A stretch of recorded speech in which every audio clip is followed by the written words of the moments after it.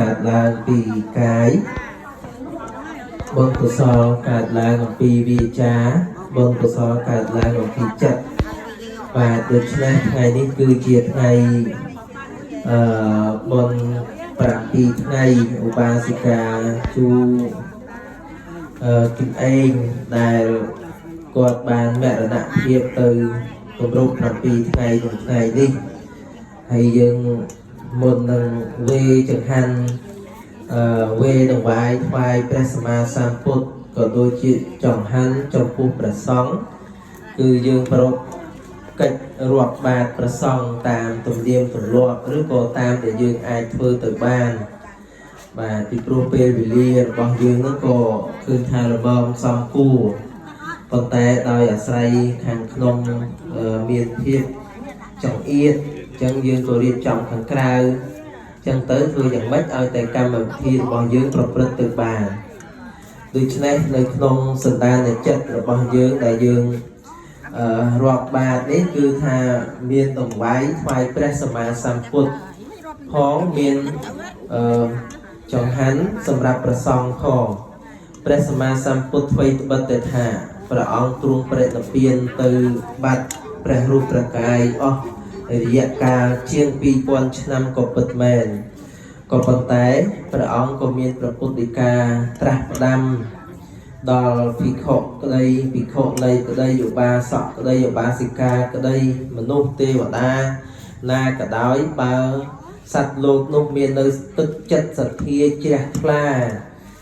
ក្នុងការបូជាគុណរបស់ព្រះអង្គគឺថាបុណ្យរមែងបានស្មើដោយការដែលព្រះអង្គនៅមានជីវិតរស់នៅមានប្រជជនរស់នៅផងដែរសមៈចិត្តទេសមង្ផលាំងបាទកាលណាដែលបុគ្គលមានចិត្តជ្រះថ្លាហើយផលនៃការបូជាដោយបច្ច័យទាំងឡាយ4ចំពោះព្រះសម្មាសម្ពុទ្ធក៏រមែងបានផលស្មើដោយការដែលព្រះអង្គកំពុងតែមានប្រជជនគង់នៅដូចក្នុងដែរបាទអញ្ចឹងហើយកាលណាដែលយើងរាប់បាតចំពោះព្រះសម្មាសម្ពុទ្ធថ្វាយទៅយទានចំពោះព្រះសម្មាសម្ពុទ្ធ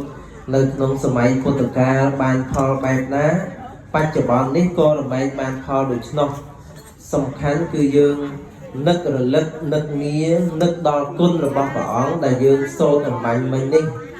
បាទដូចជាពាក្យថាអរហង្គព្រះអង្គឆ្ងាយចាកសឹកសត្រូវសម្មាសម្ពុទ្ធោ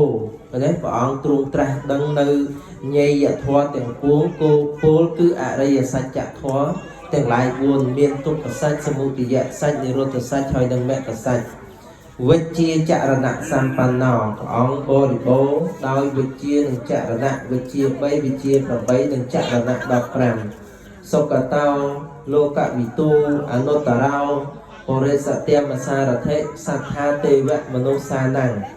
បាទរហូតដល់ចុងក្រោយគឺថាព្រះអង្គជាសាស្ត្រាចារ្យរបស់មនុស្សនិងទេវតាទាំងឡាយអាហ្នឹងគឺយើងរលឹកនឹកឃើញគុណរបស់ព្រះអង្គបាយមួយវែកដែលយើងដាក់ហ្នឹងគឺ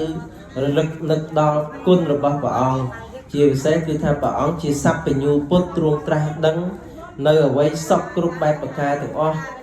បាទនៅធម៌ទាំងឡាយទាំងពួងដែលធម៌ទាំងឡាយទាំងពួងហ្នឹងបើទោះបីជាមិនមានព្រះពុទ្ធត្រាស់ដឹងក៏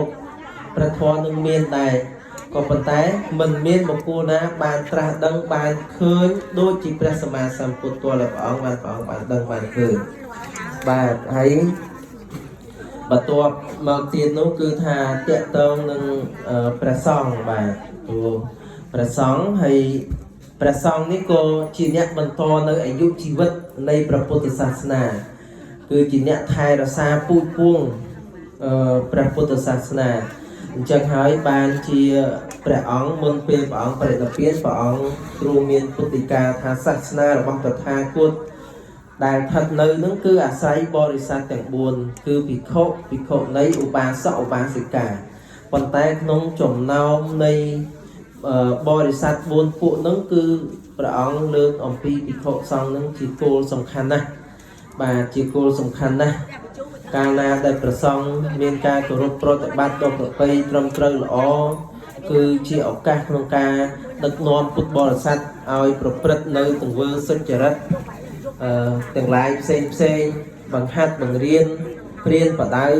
បរិស័ទទាំងឡាយដោយសហធម៌គឺថាជាធម៌ដែលប្រព្រឹត្តទៅដើម្បីជាការសង្គ្រោះសត្វលោកអនុគ្រោះសត្វលោករំដោះសត្វលោក